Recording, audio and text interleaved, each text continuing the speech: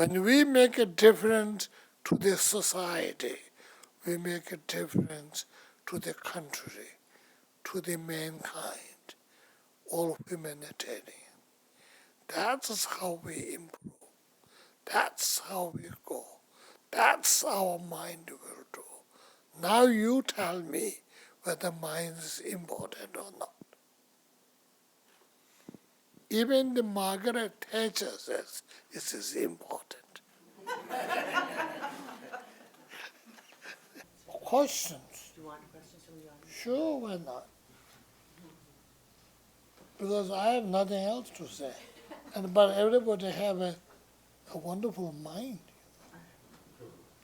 But don't think I have answers. I don't.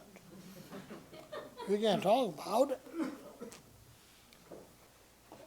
One thing I must tell myself, when I try to be a Dharma practitioner, and I must be helpful for myself and for the others. It is a very interesting interlink, helping others, helping myself. Very interesting interlink. That is about the mind I know. I didn't talk to you anything about a theoretical point.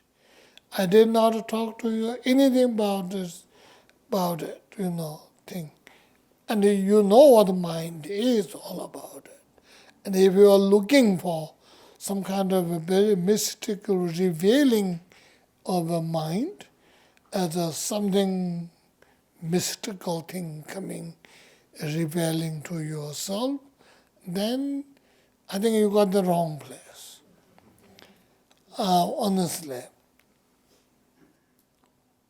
This is the mind. Oh, on the other hand, one thing I forgot to tell. No matter whatever you do, you die or live, whatever, this mind is somehow continuing. Not as a mind as solid as we think, but it is some continuation of that individualistic, individuality. They will continue. It's some kind of continuation. Some kind of a continuation that will continue all the time. What is known as reincarnation is that continuation.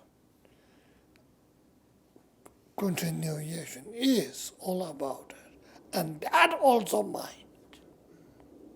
The physical aspects of our body, our entity, or identity, not entity, the physical aspects of our identity is a perishable commodity. It goes away. It breaks. It decays. The mental aspects are beyond that, even more subtle than that. A subtle continuation is reincarnation. And that is something continuing. So it doesn't end at the time of the death, nor is it begin at the time of the birth.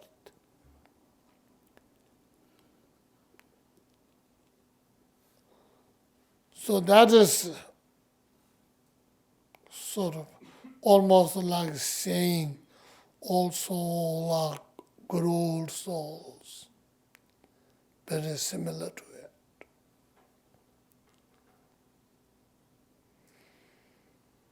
You are an old man, you are an old lady. That's who we are. And who will be. That's it. Good night. You have a question? Yeah, who is the Go Buddha? ahead. Huh? Who is the Buddha? Who is the Buddha? Yeah. That's a big question. Who do you think? Well, the answer to the koan, everyone's the Buddha. Who's not the Buddha? That's the answer. Who is not the Buddha? Who's not the Buddha? Me.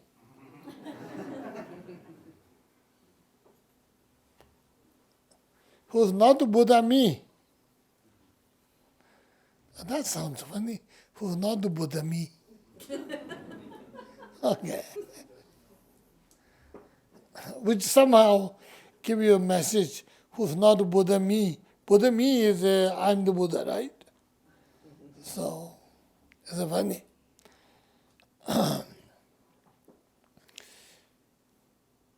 We consider Buddha two ways. One, object of refuge.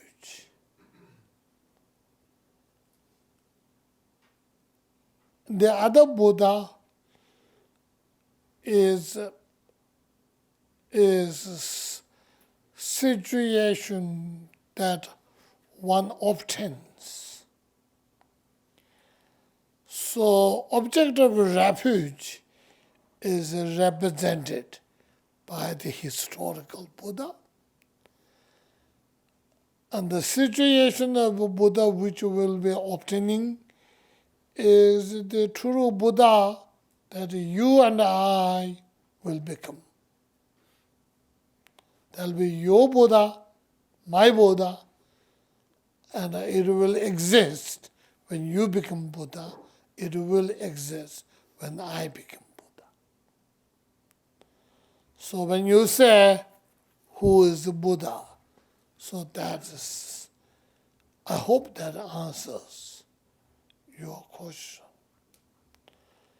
There are people who really like to look at only the historical Buddha, which is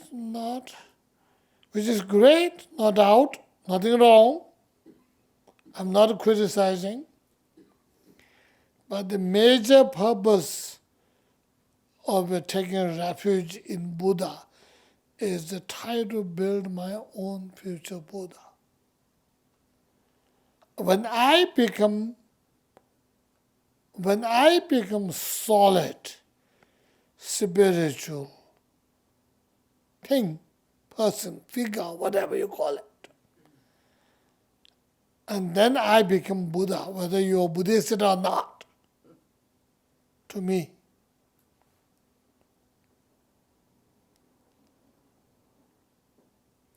Whether you reach the ultimate thing that you can reach as a human being for spiritually, no more learning. This is the Buddhist terminology they use. When you become that, you become Buddha. As there are some people who will say, am I Buddha yet? Which is a clear sign you are not. Because you know why? Why? If you don't know you're Buddha, you may make sure that it is clearly know that you're not Buddha yet. You know, right? Because Buddha is a total knowledge, not a person, but a total knowledge.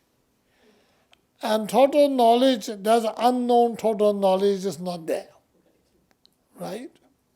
So it's a sort of funny and interesting. Again, is it possible? Yes. Is it definitely possible? Because it was possible. It did happen. And they say it will happen. So day by day there are improvements with each and every individual.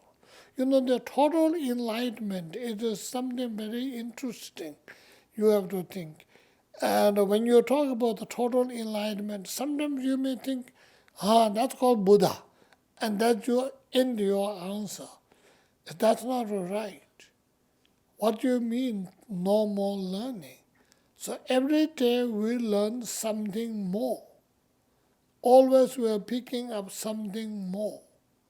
We knowledge-wise we build. Each knowledge, if it's a good one, accompanied quality. So we are building not only a knowledge, we are building a quality. As long as we are building knowledge and quality, we are learning more. And there will be time that you learned all, nothing more to learn, nothing more to improve. Very expert you become. And that is possible. It's happening with each and every different subject, and it's happening where we do have a lot of those experts because they will learn more. And when you learn more, and there will be time you cannot learn anything more too, which somehow works together. Mentally, if you think it, your intellectual capacity will tell you that. Works together. So when there's a more learn, there will be time no more learning. And that is the sign you become Buddha. Whether you have an extra lump or extra long ear or no longer nose or not, doesn't matter. That's what it is. That's Buddha, sir. Okay, you accept it. Thank you. And that's about it. And then I just said thank you.